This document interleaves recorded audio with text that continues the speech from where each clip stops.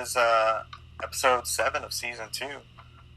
We have been gone on break and had all kinds of things happen to all of us, and my computer got completely wiped. But we're back. If you could do us a favor, hit the like button, share, subscribe, tell a friend, tell them until they're tired of hearing it, because we appreciate you. So, now that the business is out of the way, we will do a quick recap of our last episode, and then we'll dive right into this one.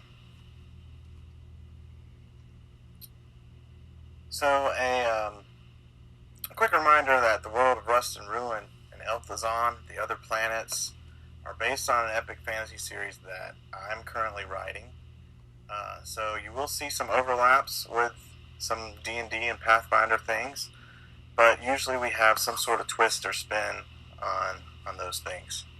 So that's just a reminder about that. Last time, Silsey went on a quest with the Athalar ascendant god Darendril to return Karis to his body.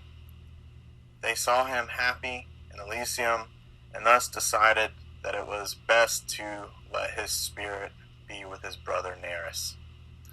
Then our adventurers went on to put Karis' body to rest in the catacombs of Solaria below the university, and with the assistance of Auburn and Eladrin, Silsey, Egonon, Eulyria, and Cardoza, a pallid elf, were transported to the Feywild, trying to escape some crazy monster.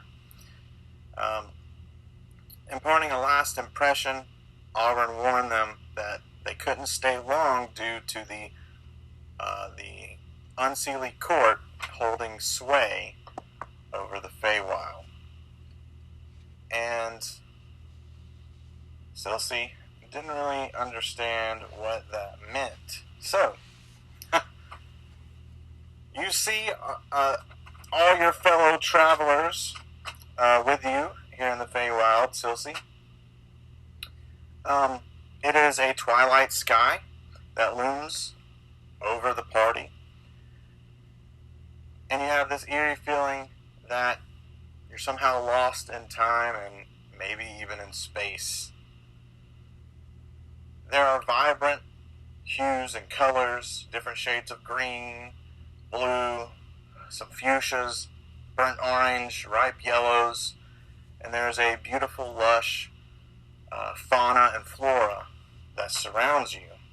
You have oaks and elder trees bursting with berries, and unknown genus of trees that are taller than even the towers were in Solaria.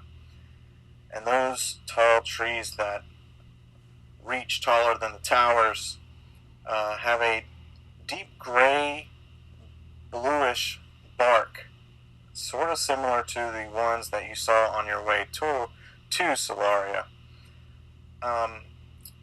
Maybe a cousin of the tree that is found in Elthazahn.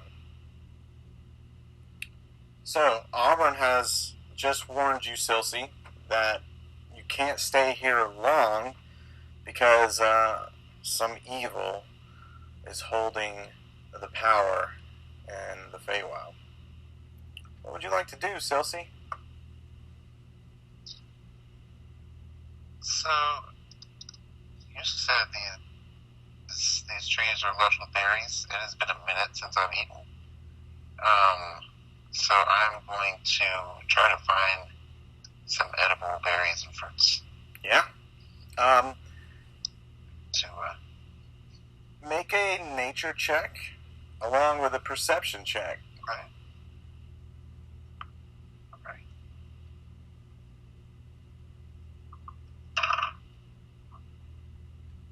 Nature check 17. Oh god. Perception check. Not one.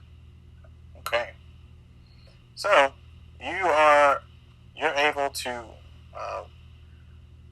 wander a little way from the party, and you find some elderberries, and then going through some bushes, you find some blackberries. So yeah, you're able to find a couple handfuls of berries. What would you like to do next? Okay, I'm gonna get some leaves and kind of wrap that, put it in my pack there. Sure. And I'm gonna try to make my way back to the party and see if we can find a place to rest. You don't see the party. You have wandered out into the forest, which seems to be never ending every way you turn.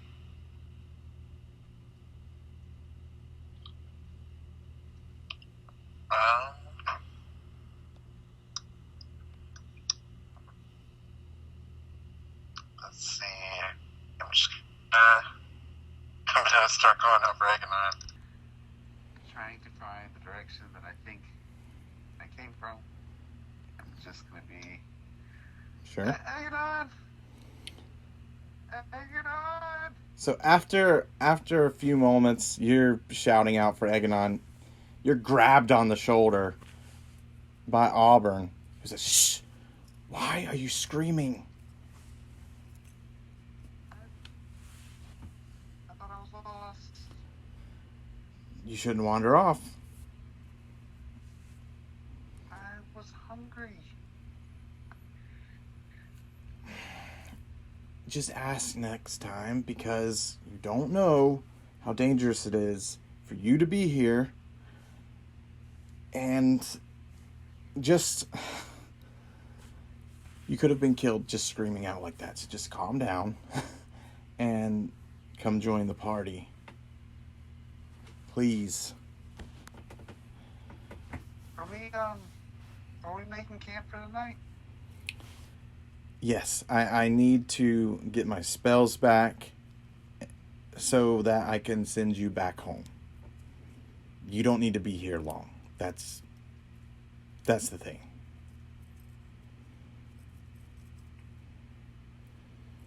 Because I yell? Say that again? Because I'm loud? That's part of it. That is definitely part of it. You're very loud. I'm sorry. I thought I was lost.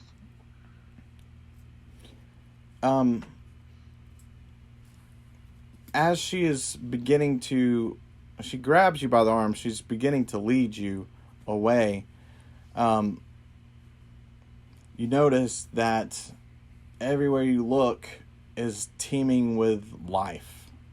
Whether it be insects or little forest animals, you notice that this place is definitely alive, and the insects that you managed to get a peek of look very strange.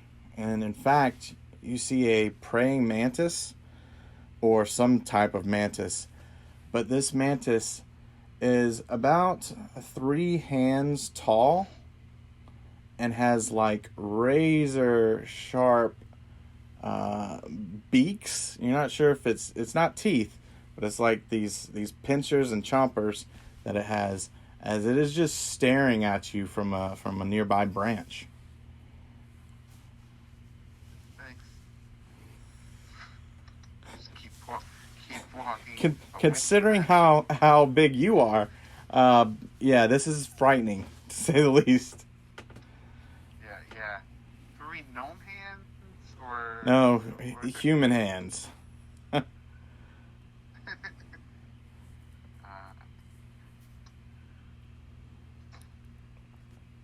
I'm gonna steer clear of that thing. Yeah. So as you return to where they're making camp, it is beside a nearby stream, and you see that Cardoza, the pallid elf, she's very pale skin, She is in the stream scrubbing at her skin, trying to get the dirt and grime and whatever else is on her from the weeks of being in a dungeon. And on her bare back, you notice that she has huge scars where it looks like something clawed her across the back. And she has bite marks that are like 2 fists big. So these huge bite marks in her shoulders, in her shoulder blades, and claws across the back. It doesn't look like one creature in particular. Are you there? Sorry. Yeah, sorry. It doesn't look like it was one creature in particular that clawed her. It's various claw marks, but they're very large. Aganon is lying down on a rock and holding Eulyria in his arms, and she is still unconscious. And Auburn has gone over and she is now, as she's making a small little fire, you notice that she is sort of praying out loud to nature, to the nature that is surrounding her.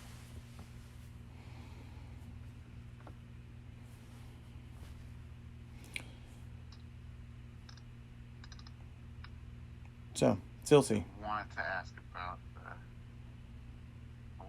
about the scars, but I think we want to let that one be and not have her feel like her privacy is invaded. So I will try to find my own corner here and get out my prayer book and start meditating. And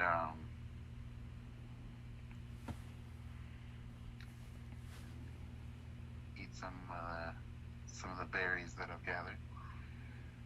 Not too many, trying to keep rationing. Okay. So yeah, you're making a little meal out of this.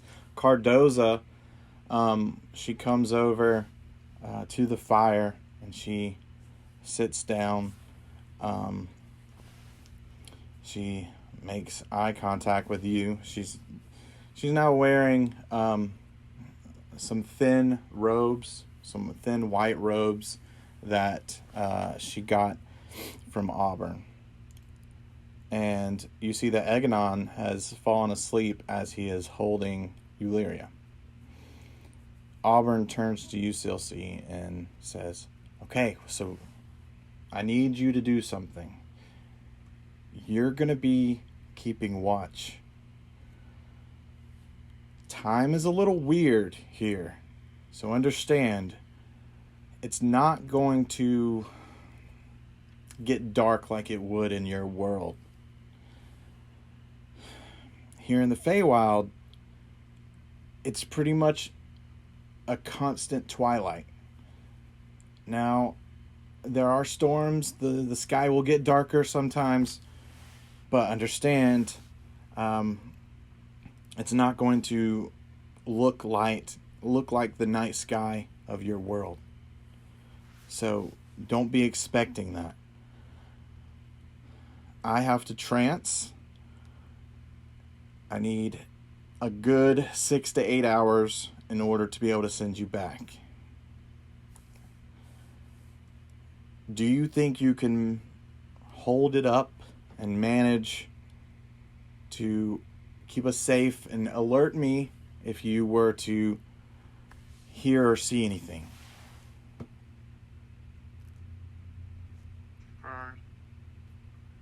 For 6 to 8 hours? Yes.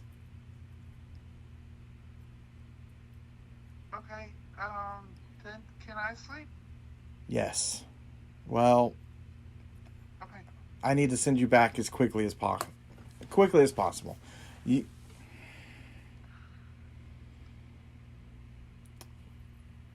You can rest while while I'm trancing, but you can't go to sleep. Okay. So if you were to do that, that's a half rest. Alright. Okay. Got it. So, Auburn begins to collect a couple of personal belongings, and she then closes her eyes and puts her hands out as if awaiting an offering of some kind, and begins to trance. Cardoza is just staring off into space.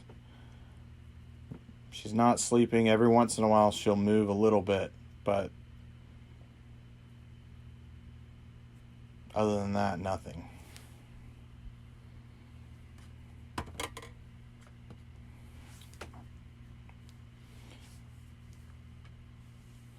Auburn opens one eye and says to you, "Do a patrol. Don't go farther than, don't go out of sight from us, but do a patrol every once in a while around the camp."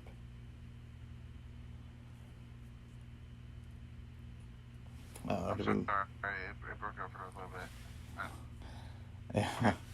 Yeah, you're blurry. I can't really see you. You there? Yeah, I turned my camera off. Okay.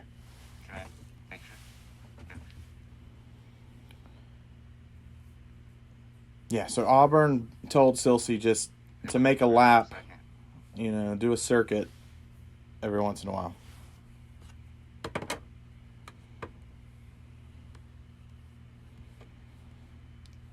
As you are are you good?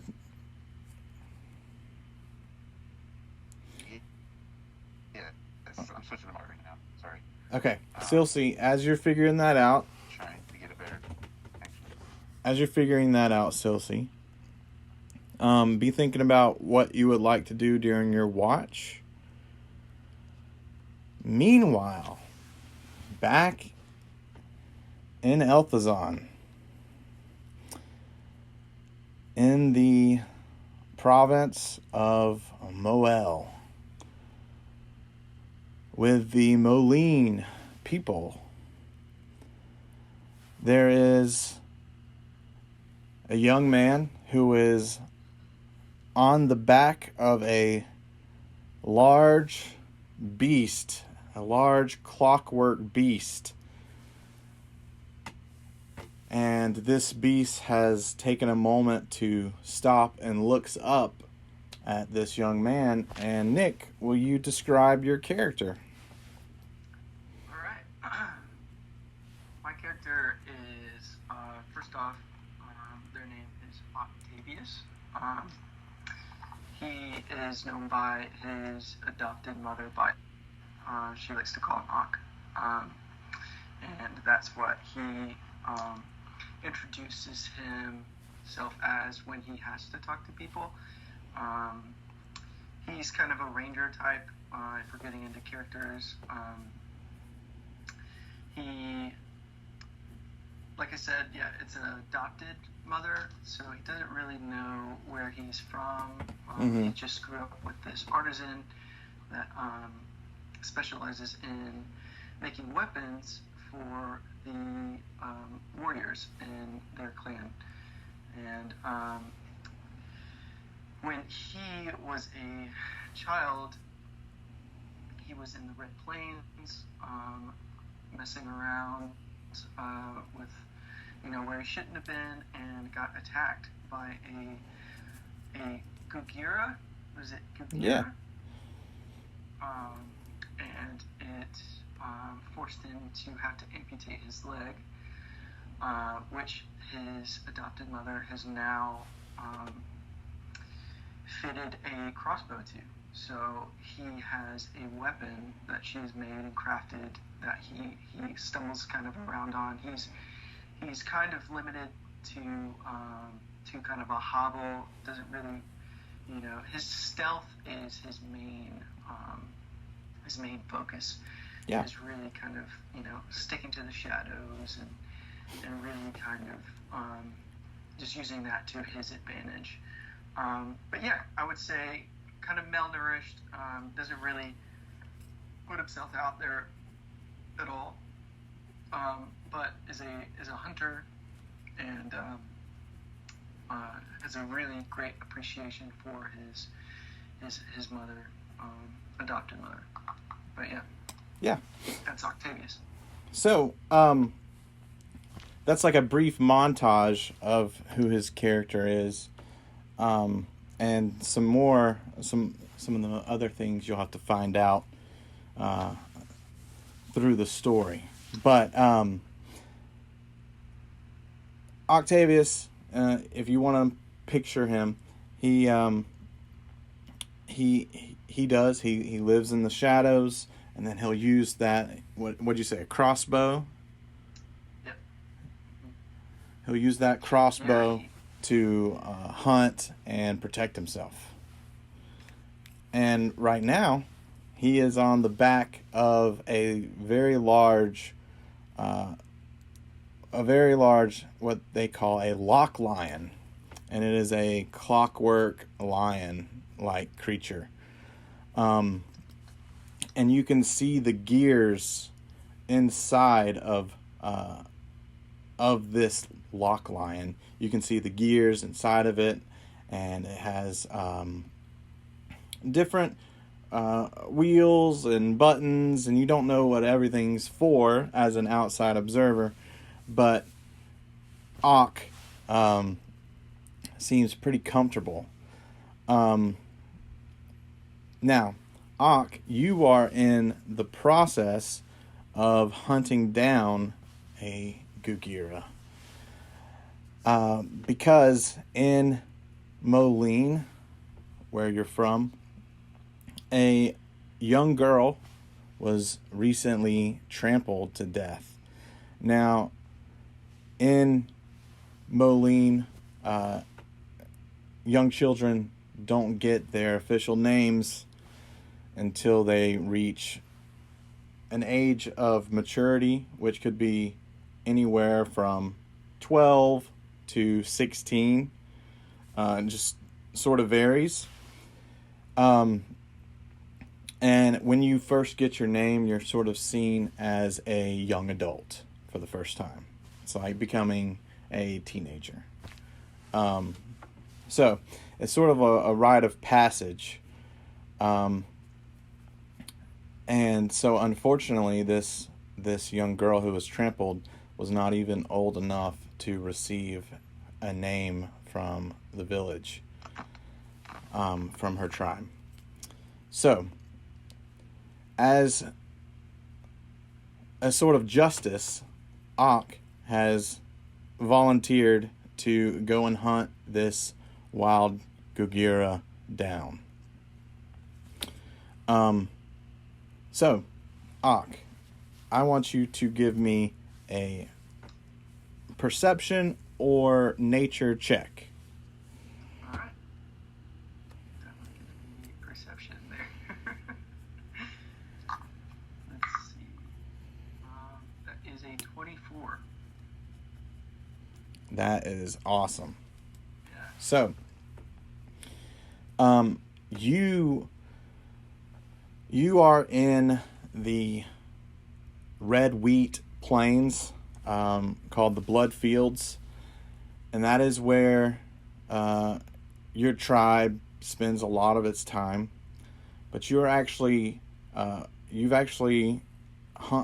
hunted this Gugira down past the red plains, and you are now approaching a sort of ravine /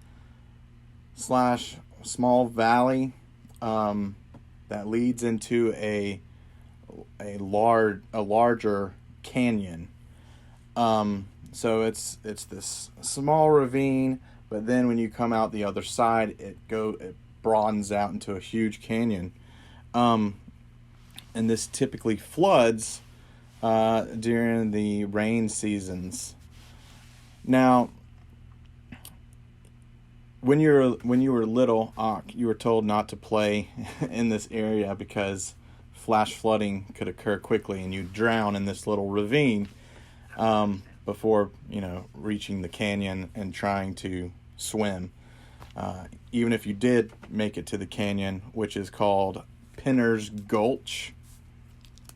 Even if you did make it to Pinner's Gulch, you would probably be thrown up upon the rocks and dashed to death by floodwaters. So, this area is dangerous, and the clouds are dark, but you can see that this Gugira has used its large tusk to make a way through the ravine and has gotten to the other side and is in Pinner's Gulch. So you're going to need to cross this ravine. So you can give me athletics. You can give me an athletics check. Let's see, what else could I take? Even I could take performance even. Ooh, okay. Or acrobatics. I'll give you. Let's do acrobatics if that's okay.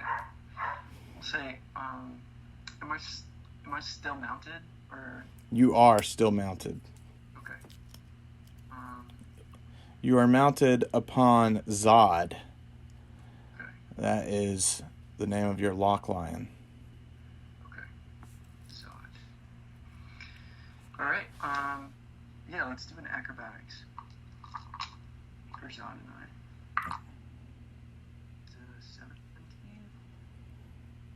All right, and with acrobatics, you can add +1 for Zod. Bring it up to an 18.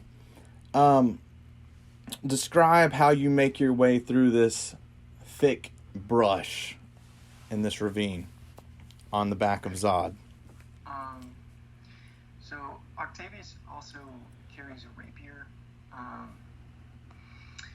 and what he's going to do is, and he's pretty familiar with getting through brush and while he's hunting and things of that nature, and so he's pretty adept at getting through brush. So I would say this is kind of a walk in the park for him on top of Zod. So he's chinging his way through, kind of making a path, while Zod is kind of doing the same as they're kind of used to hunting together. So this isn't really anything out of the ordinary for them.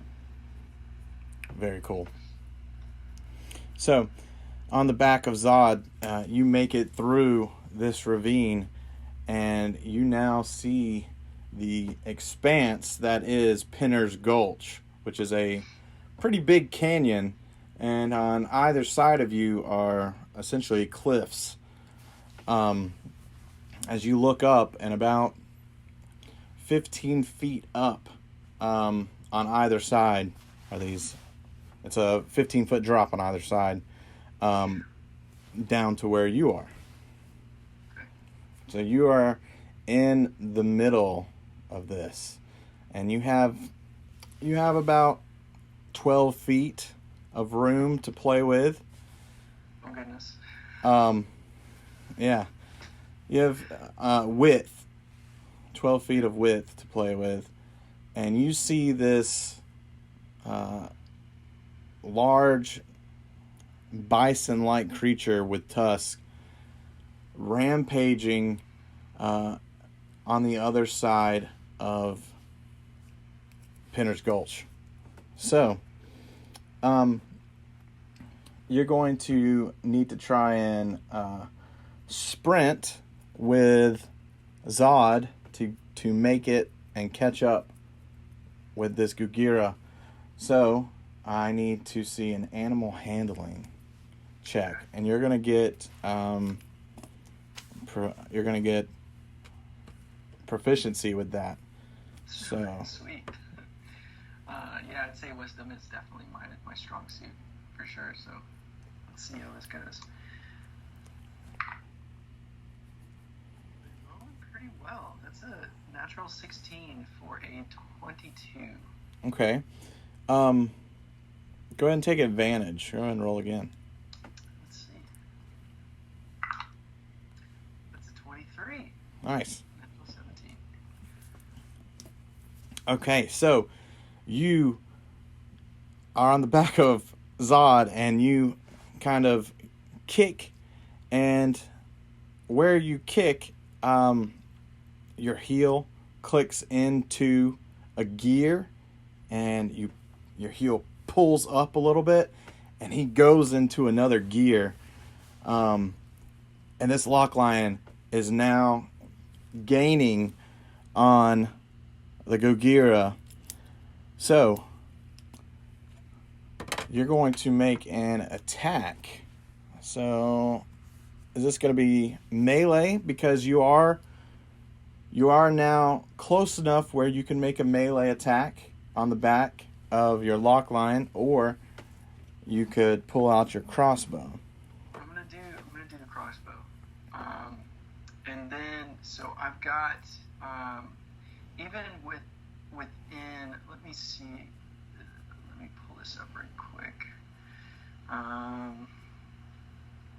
I've got crossbow expert, so it ignores the melee disadvantage when you're using a ranged weapon. So Okay. I can use that crossbow wherever.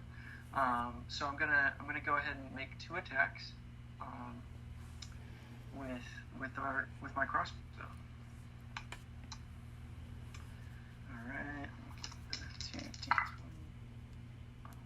First one is a 23 to hit. That hits. And then second one, I got a natural 1 for a 10 to hit. That does not hit. All right. It has very thick hide. All right. So that is 10 damage. Okay, nice. And I would like to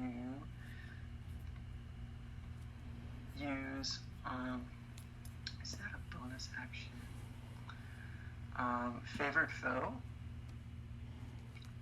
Okay. So the first time on each of your turns that you hit the favored foe and deal damage to it, including when you mark it, you can increase that damage by 1d4.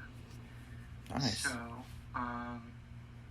I guess should I have marked it before I attacked? Yeah, but I'll forgive that. I'll say awkward have known. I'll say awkward have known. Yeah, that is definitely Ock's favorite foe for sure. So I'll go ahead and roll a d4. And that is a 3. Okay. So 13 damage in total. All right. So this Gogira is bleeding, where you have pierced through its hide. It's going to turn and try and ram you with its tusks.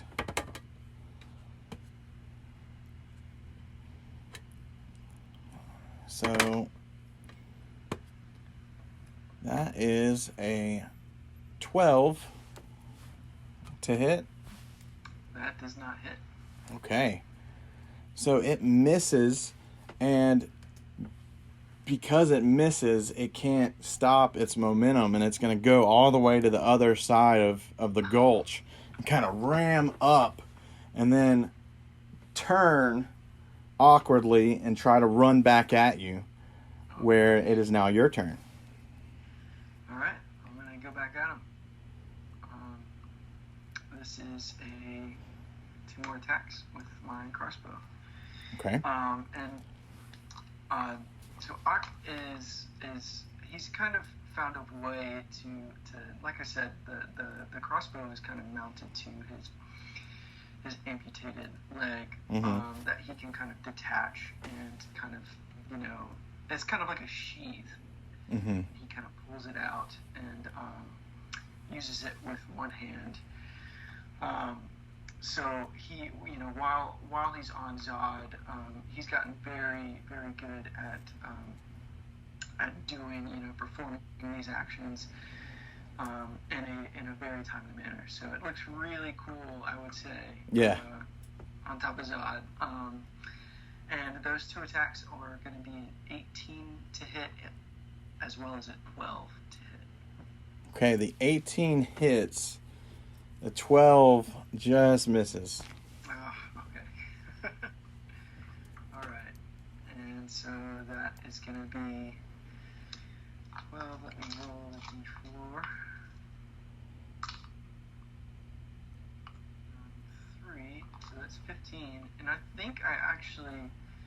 and I can... Let me use a bonus action because I am a crossbow expert. I can use a bonus action to attack with the crossbow in my hand. So, okay.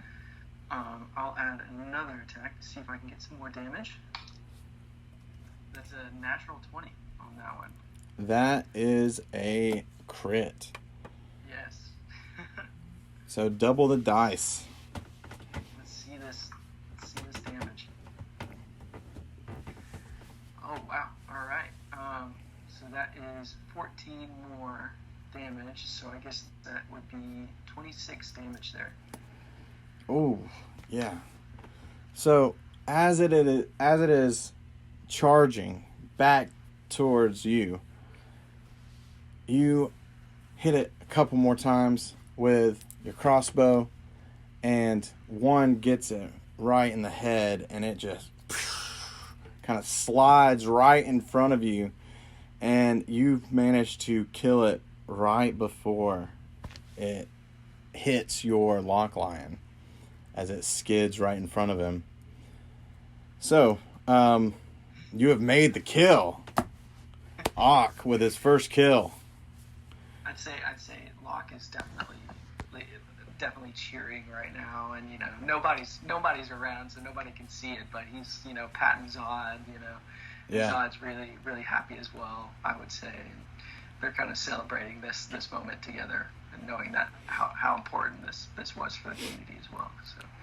So as Ock gets off the lock line, he clicks down with his heel and slows down Zod.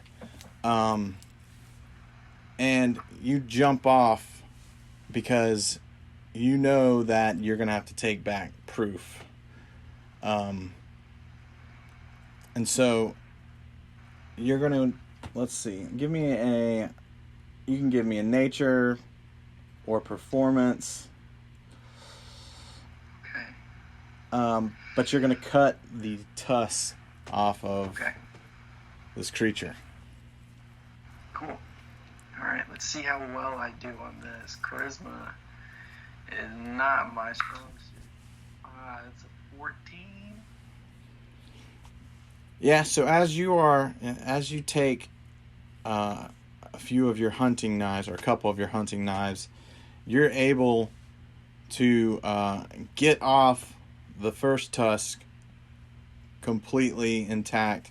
And the second one kind of breaks at the end, but you think that'll manage, and you'll be able to convince them that justice was served here. So as you are celebrating, we are going to now transition back to the Feywild. So, Silsey, you are... Let's go. You are taking watch in your first hour of watch. You don't really have...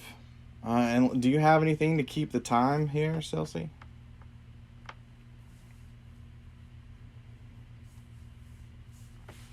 I do not. double check? Yeah, go ahead. I don't believe I do.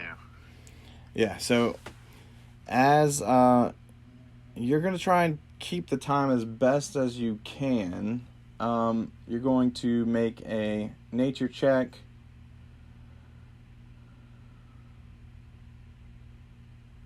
Yeah, give me a nature check on that. Or survival, one of the two. Okay. Yeah, I guess I'm holding up a stick and trying to, or putting a stick in the ground and trying to read it by the shadow at this point. Let's see.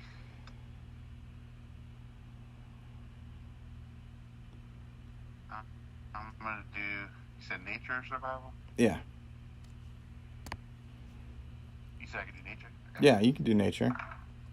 Oh, nat 20. Nat 20. Nice. 20. You hear singing. It is very faint, but you hear it, and you're pretty sure of this. You hear singing coming off from. You're not sure which direction it is, but coming away from the camp, you hear singing. That's not your camp. Not much to go on. I mean, you know the direction. You're just not sure if it's north, south, east, or west. Does that make sense? Gotcha. So you can investigate it.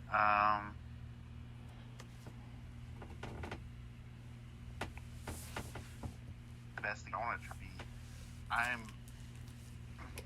going to be very slow and conscientious about knowing which way I'm going. Fair. So that I know my way back. And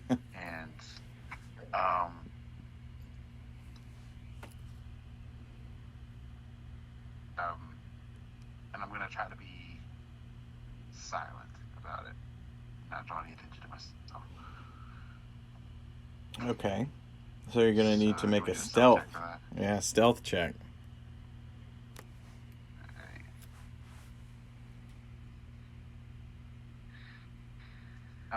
Disadvantage.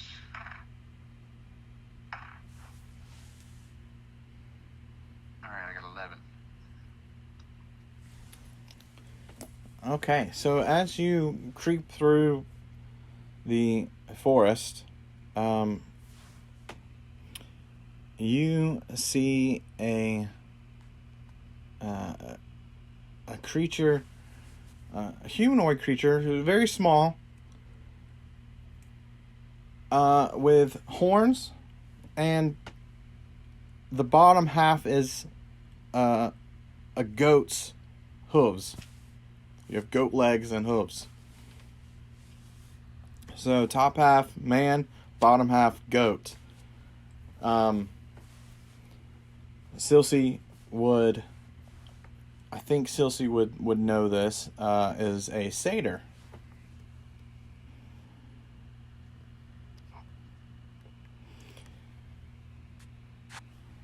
Okay.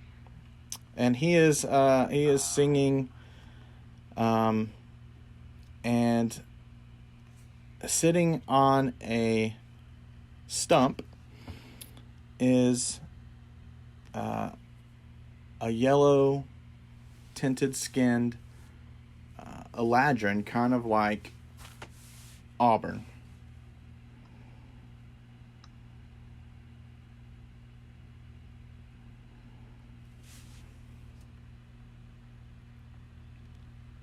Do I understand the words that there's? Are they singing words? First of all, I guess.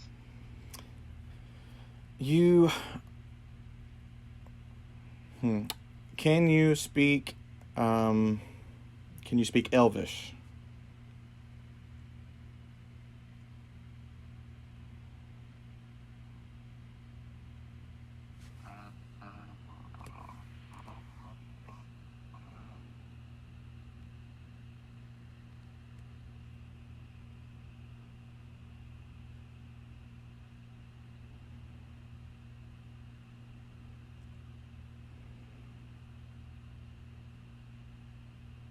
I believe you can. Hold on, I'm trying to find where my languages are on D&D Beyond.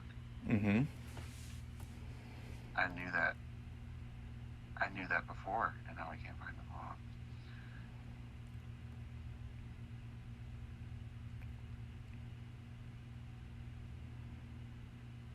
It's frustrating because it's something that I knew how to find.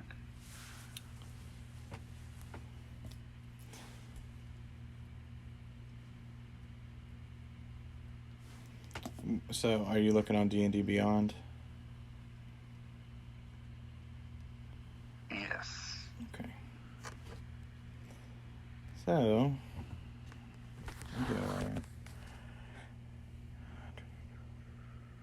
collections, my characters.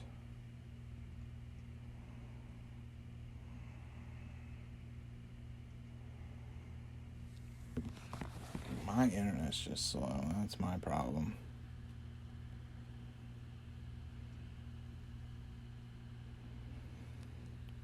All right. So if you click on if you look at the bottom of the screen, if you see the cube. Yes, I speak Celestial, Common, Elvish, Gnomish. Yep, Elvish. Good. All right. So you hear the song, and the best you can make out, some of the words are of maybe like a dialect, maybe that's just to the Feywild, just native to the Feywild. But for the most part, you catch that the satyr is singing about the winter court and mainly about someone known as the Queen of Ice and Winter. You're freezing up. Sorry. You there?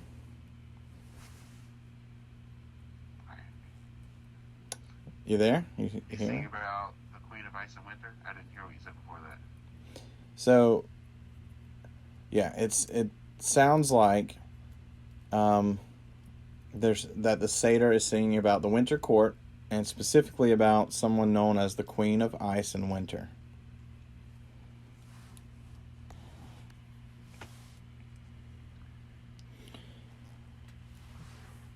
Another specific line that you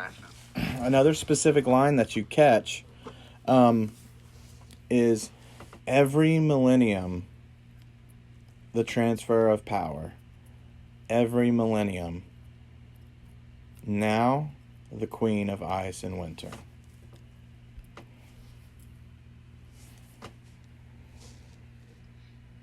And that's how the song ends. Go ahead.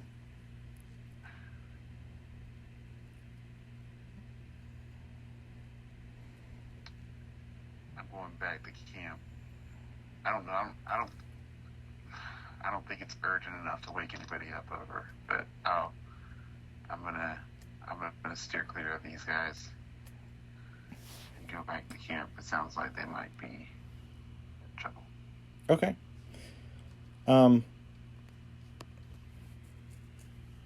Now I want you to make a perception check.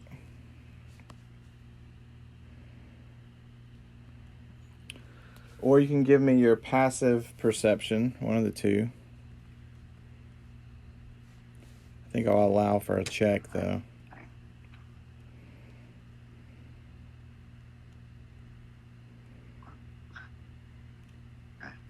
Perception, I got a 13. All right.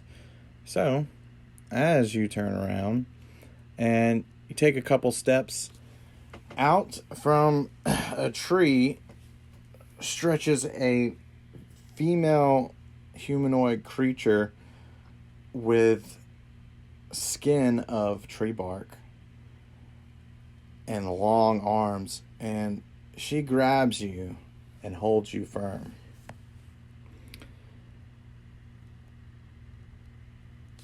She looks into your eyes. She tries to squat down and get into your face. And she says, "My name is Gloam. What is your name?"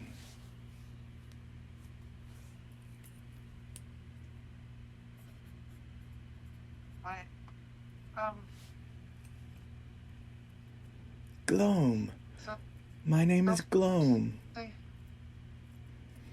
We're like lagging on top of each other.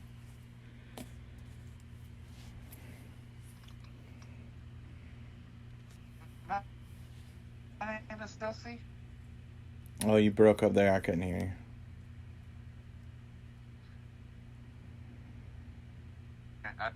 My name is Susie.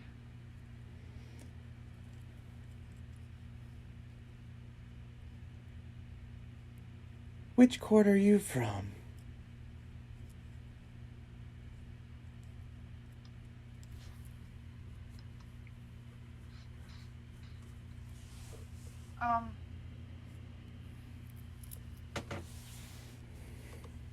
I'm not from a court. Then you must be a visitor here. Don't you know that all visitors bring gifts? What is your gift to the forest?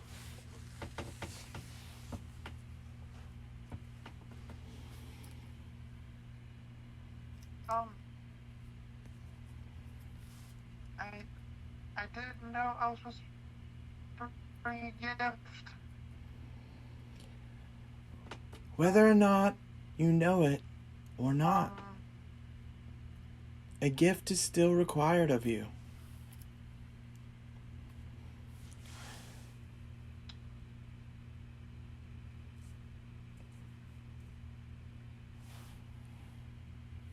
If you don't give one to me, the Winter Court will surely be coming for you.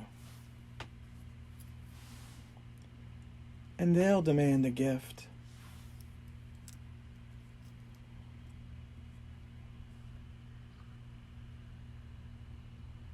What type of gift do you need? The forest takes all types of gifts. Any type that you're willing to give, the forest will take.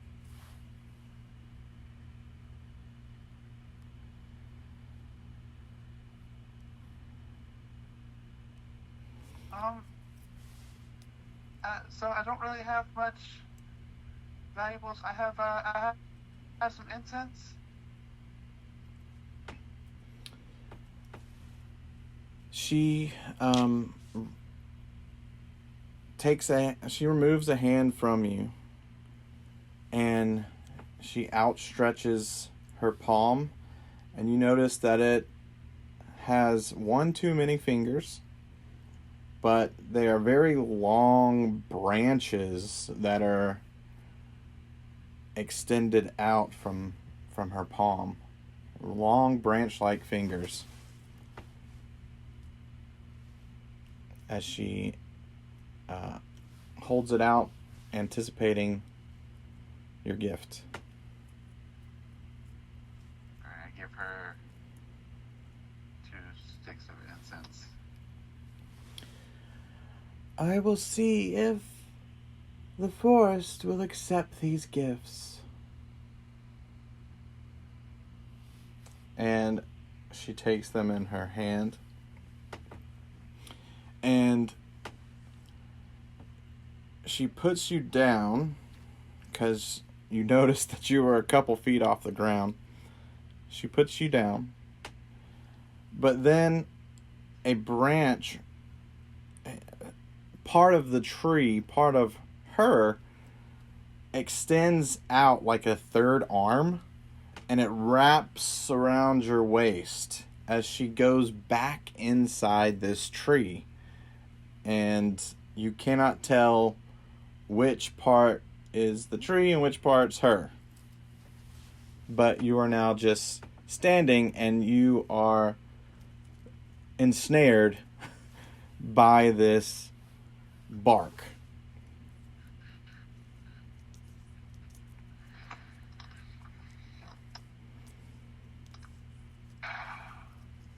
Is there anything you'd like to try to do? Okay. I want to try to get out, but I don't think that's a good idea. Yeah.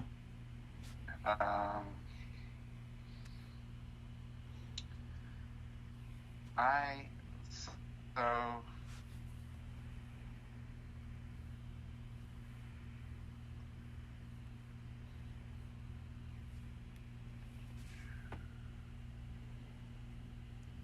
I'm going to channel divinity. So I have a channel divinity, charm animals and plants. So I am presenting my holy symbol. Okay.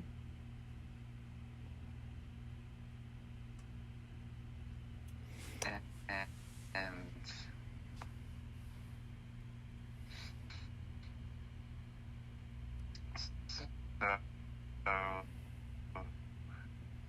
You are breaking up bad. Charm for 1 minute each. Sorry. So it charms for. Can you hear me now? Mm-hmm. Okay. So it charms for 1 minute plant or creature within 30 feet if it fails a wisdom saving throw. Okay. A wisdom saving throw.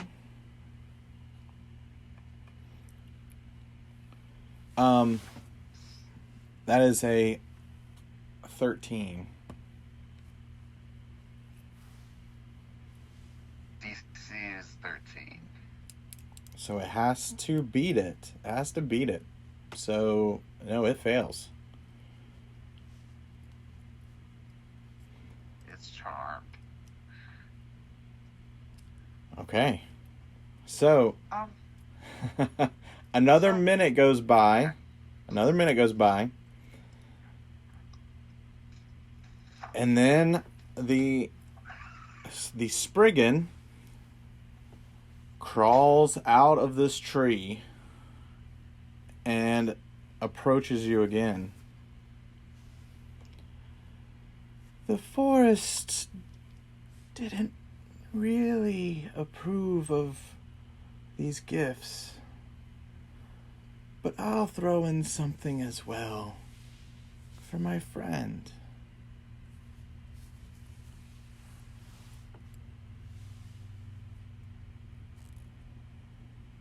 Thank you.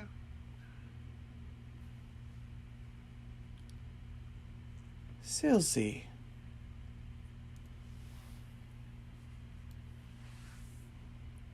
Come with me to meet my other friends.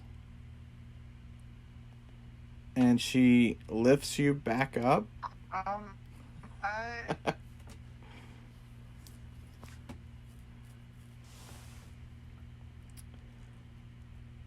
I can't hear you. I don't think I have to be heading back. And she takes these long strides that it's almost like part of a tree trunk each time she lifts her leg and puts it back down. And by the time you've said that, you are now in the presence of a satyr and this yellow Elthazahn.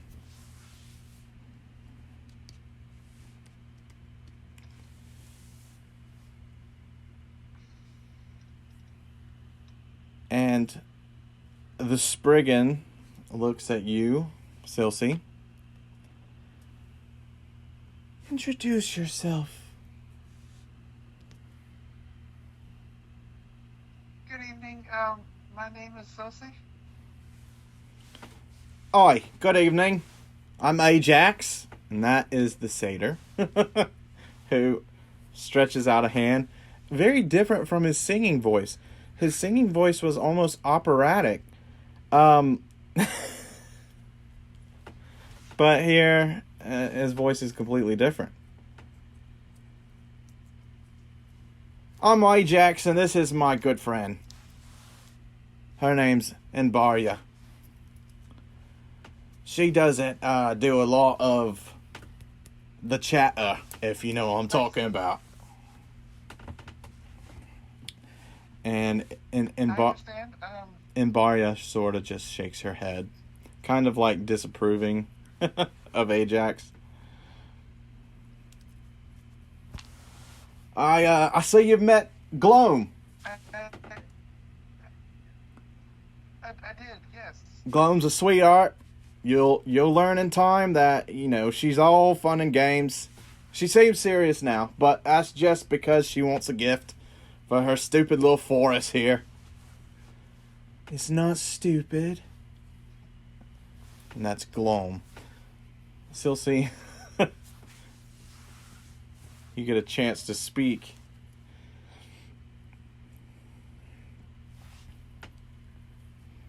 Yes, it was nice to meet all of you. Do you live here in the forest? What kind of question is that? Of course I do.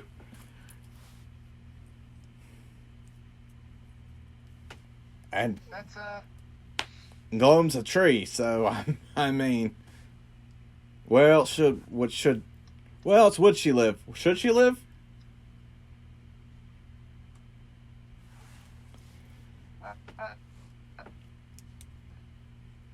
I assumed that she lived here. I wasn't sure if you were traveling or if you lived here. Not much for travel, our kind, but you know where you're at, don't you?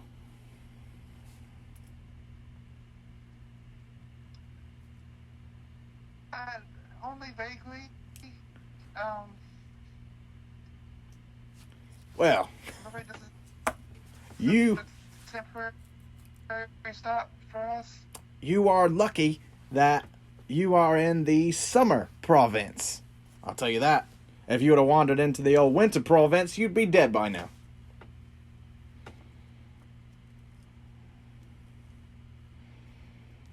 Well, I heard the songs you were singing, and sounded like you were singing about the winter province side. You speak elf then, huh?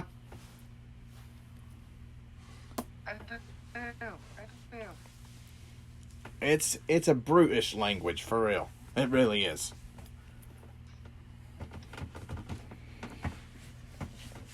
It is. It's not.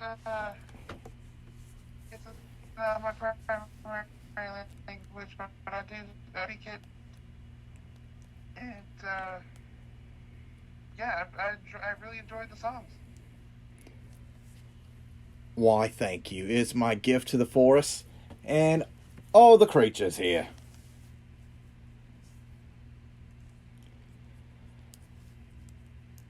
And Barya looks just flabbergasted and embarrassed.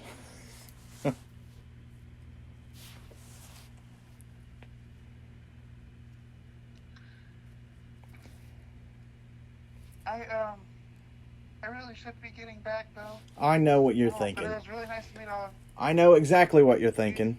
You're thinking, how do I know her name if she's a mute? Well, I'll tell you, she's a good writer, she is. Look at this. And he snatches something from her hands, and it's a small little journal. And he extends it out to you.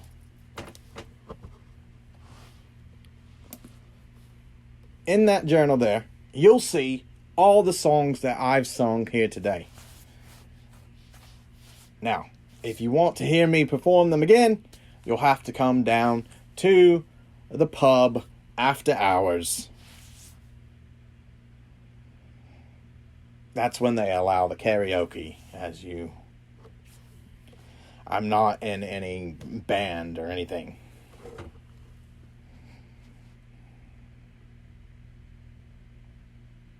So she wrote all these songs? I couldn't believe it either. I mean, the first time that I read that journal, I was surprised. Knocked my boot off, it did. I mean, surprising, shocking, really. So you write the melodies then? You must be still coming over from the other side because I can't really hear you. Just kidding. You're cutting up there.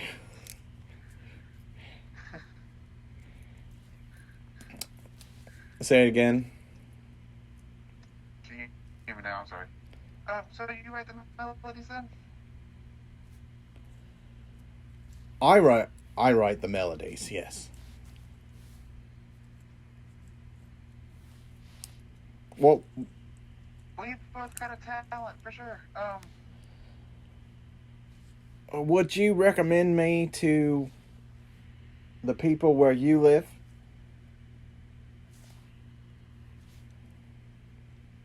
I would actually. Well, then I've got something for you. And he takes out a piece of parchment that has his face on it. And it has his horns and everything. He gives it to you, and it says, Ajax the Great.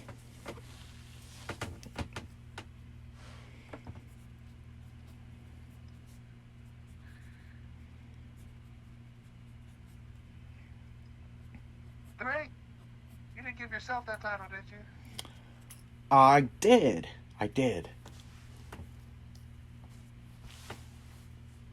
Why? That's great. Oh well. Well. But I really do need to be going. But I will recommend you. I appreciate that. Have fun traveling. Enjoy your stay. Thank you so much. And he turns around to Inbaria, who snatches her journal back from him. And Gloam puts her arm around you. And she says, well, should I join you back where you're from?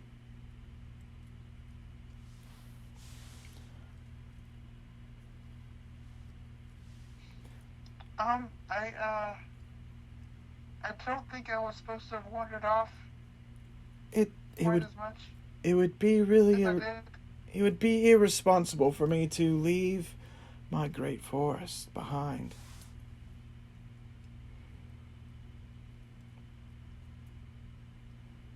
I understand. You have your responsibilities here, and I have my responsibilities. I'm supposed to be keeping an eye out. So I need to get back. Well, let me give you a parting gift. And she reaches inside herself, and you kind of hear her as she pulls out a thin branch and hands it over to you. This has some magical properties. Should you get in trouble, I would use it.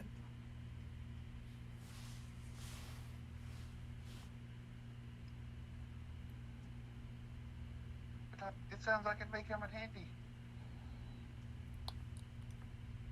It certainly will. Farewell, Silsey.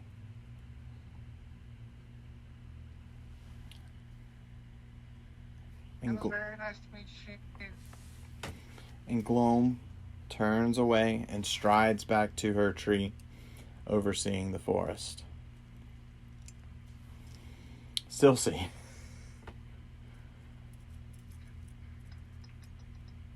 You make your way back to camp. And you see that Auburn is still trancing, and everyone else is asleep.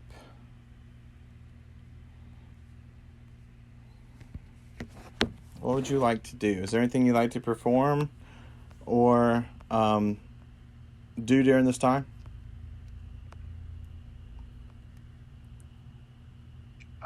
No, I think I ventured off well enough Okay. to do a couple rounds and make sure. All right. Safe. So, give me another perception check. Oh boy. 16. Okay. And now you will need to make one more perception check.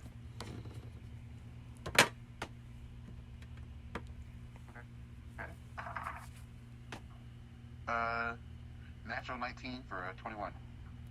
Yeah. You do hear things like animals and creatures stirring in the woods, and the sky does get a little bit darker. But other than that, nothing to worry you. And it is then that Auburn comes out of her trance and looks over to you and doesn't say anything out loud, but when she doesn't get anything concerning back, she begins to set up some candles and her equipment to perform this planar shift.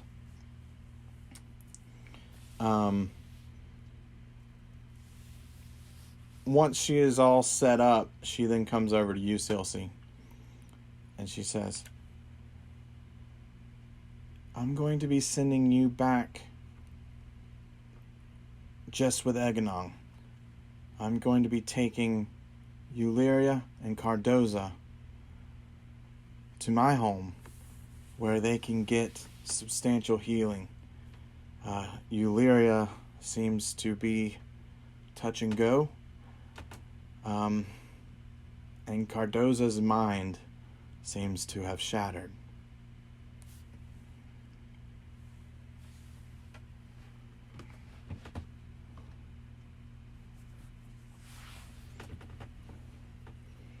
Okay.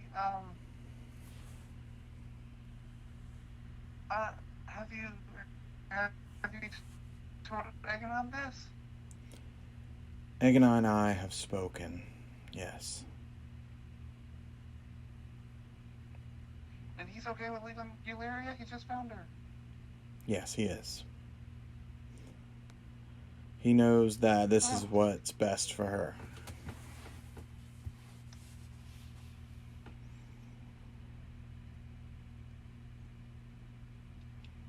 I understand that, but okay. Silsey, if our paths cross again, hopefully they end up with better outcomes. I am deeply sorry about your friend Karis. Thank you.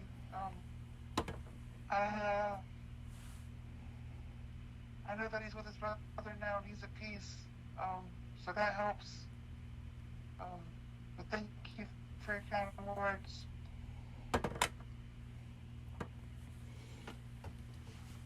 Okay, so as she casts this spell and the runes light up around you and begin to spin, you see a worried look flash onto Auburn's face as she steps out of the spell, and you and Eganon are left in the circle, and the runes flash with a blue flame. And then in front of you,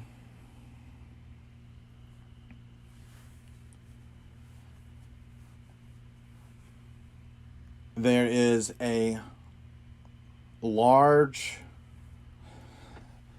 There are two cliff faces on either side. And there is a long ochre desert-like canyon that you are in. First, you need to make a Constitution save.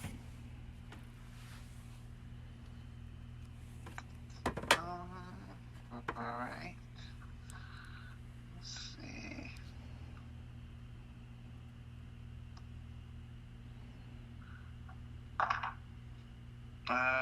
19.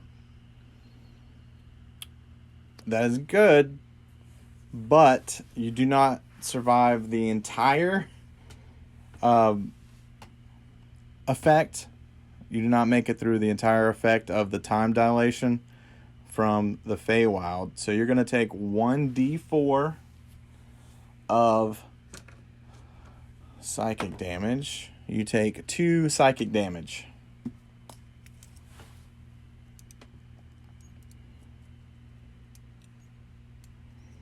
Okay. And you have a pretty bad headache.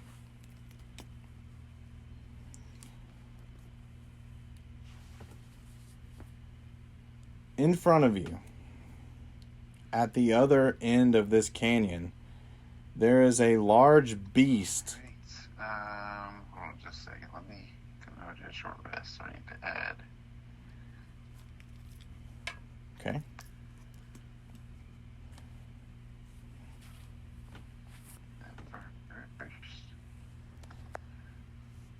Yeah, so it's just 2 psychic damage.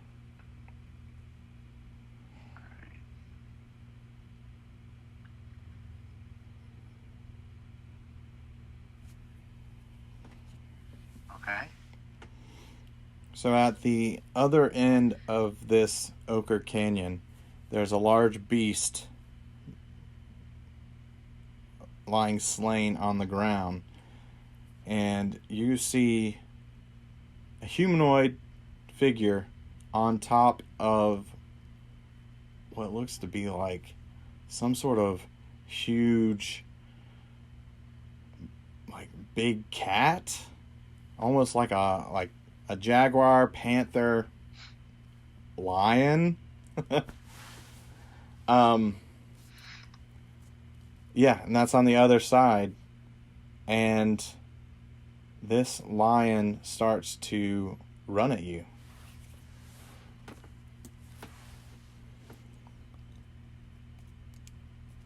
Zayok has his crossbow drawn as well. Yeah, and the humanoid has a crossbow out and ready. Not saying anything.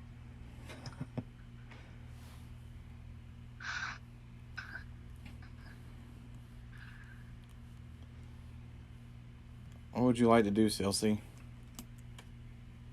Okay, so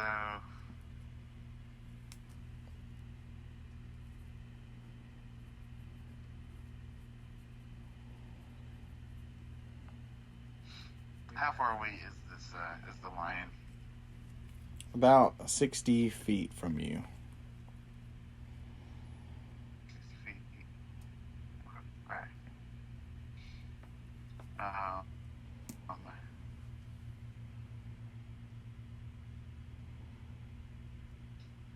So I need to use minor illusion and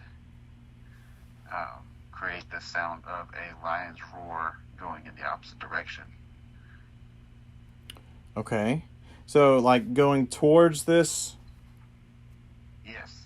Okay. Going towards it. Alright. So, there is the roar of a lion that echoes throughout this canyon. Ak, you hear this.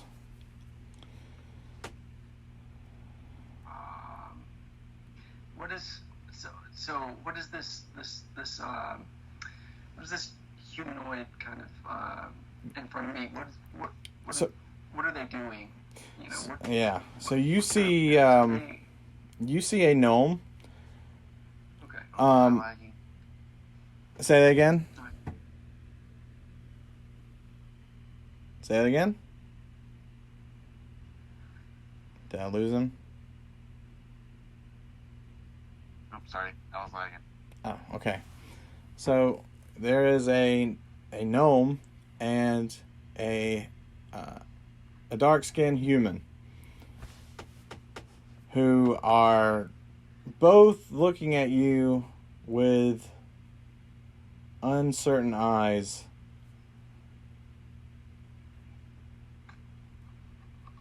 You can't see. You can't. You don't see any motions that they're doing. Okay. Well, knowing the area and the specific situation that I was in,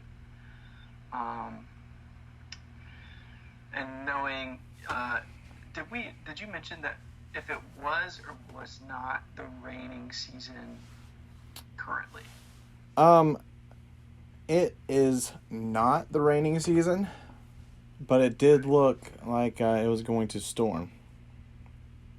Okay. So I'd say if Zod and I can cast, I'll go ahead and cast Speak with Animals. Okay. And I'm gonna ask Zod what he thinks of, I'm gonna just lean down like as we're sort of running forwards, like what do you think of that noise? What would kind of want to? There's a storm coming and people look kind of endangered right now. Should we help them? Yes, let's save them. Okay. So that's what Ock does. We travel up to the two individuals, and as we're riding past, Ock kind of lowers a hand down and kind of leans to the left towards them without saying anything, and offers them his hand.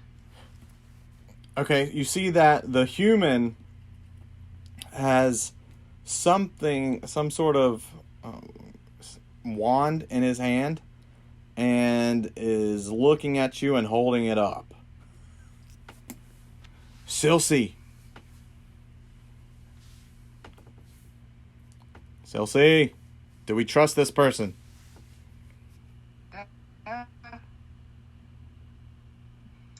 I don't know. I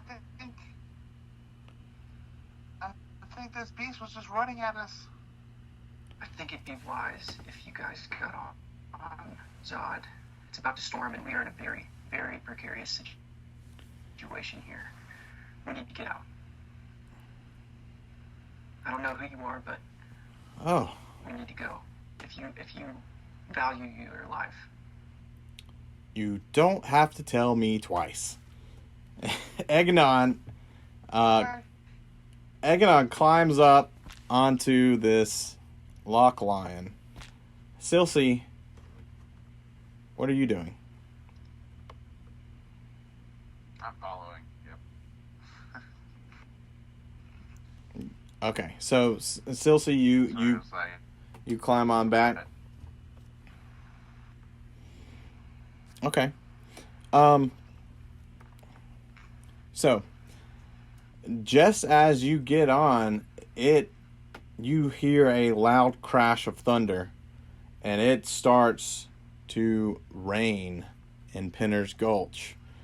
And as Ock kicks Zod into gear, all of a sudden, what was, not a clear day. It looked stormy for sure, but no precipitation. All of a sudden, you can hardly see in front of you. And that is where we're going to stop for this evening. So, we are with Silsey, Eganon, and Ock, along with his lock lion Zod, in Pinner's Gulch as it begins to rain and storm. And that is where we will pick up next time. See how that goes. It could get dangerous here. So, some final thoughts here. Silsey, as he gets on the back of this lock lion, it is going through both Silsey and Eganon's minds. They're wondering just how much time has passed, because they were supposed to be going back to Solaria, and this does not look like Solaria. It then passes through Silsey's mind that, what if this is Solaria? Uh-oh. So, we'll pick up here next time. We'll find out. And if you enjoy what we do, please, like I said, like and share. And hopefully we will catch you next time. And we appreciate you and love you. Bye.